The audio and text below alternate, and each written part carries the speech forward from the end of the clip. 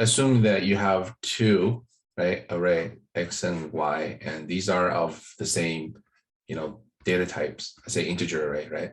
And they're of certain length, right? And what you want to do is to copy X into Y, right? With the exception of some language framework, which may have some libraries allowing you to copy X right into Y using a library call. Typically, when you're dealing with array, right, you don't just directly copy X into Y using some sort of equal sign. This equal sign does not exist on array basis if X and Y both are arrays. So what you need instead is to copy every single element, right? One at a time, right? So this is basically a for loop, okay? For loop you have to write in order for the values, right, inside the array to be copied, okay, into this other array. So that's how you would do copying, right? Duplicating an array from one into another. Speaking of array copying, this is a classical example of swapping elements inside the array. So in this case, what we have is a numbers array. These are scores, right, that you have. How do you swap these scores? Meaning, what we want to do is want to take, actually, let's go back here. We want to take this element and this element, we do a swap, right? So the end result is that you would have 24 here and 7 over here, right? We know the indices, but if you were to do a straightaway, right, assignment and says, hey, let me assign the value at 1 to, right, the position at 3, what you end up with, right, is, remember, this produces a value, and this value at 1 is 7. So what you're doing is you're assigning 7, right, to the location of the value staying at 3, right? So the end result is that you have 7 and 7. So you have lost the information at 24, and this information is forever lost. So if you think that you can just do the assignment, right, copying array, right, using the assignment, this is completely wrong. Instead, you should have a temporary variable. So there is an extra memory cost associated with swapping the two elements all the time. As you can see here, if you were to, right, so 3 is already 7, and you're trying to assign 7 into 7, you end up with 7 and 7, right? So you will have lost the information is on 24 in this regard. So this is incorrect. So this is an incorrect way of assigning swapping elements in the array.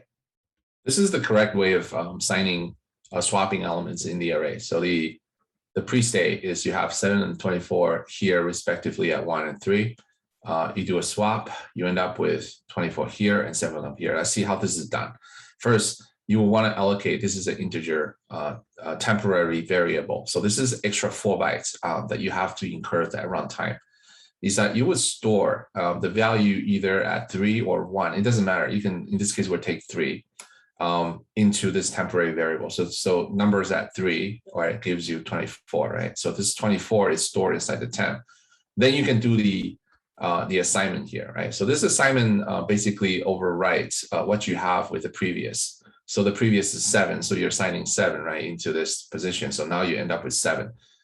Now 24 is not lost because we stored this in a temporary variable. So what we end up with is, right, then you would want to assign this temporary variables back into 1, right? So having this extra memory allocation is crucial in swapping elements in the array. And this is always the case, right? Every time people talk about swapping elements, especially 2 elements, there's always an extra cost. Of course, if you're talking about swapping 3 elements, 4 elements, right, 5, you can keep reusing, right, the same, because you can always declare one temporary variable and just keep using it and go and do this, right, the step. It's almost like a zigzagging, right?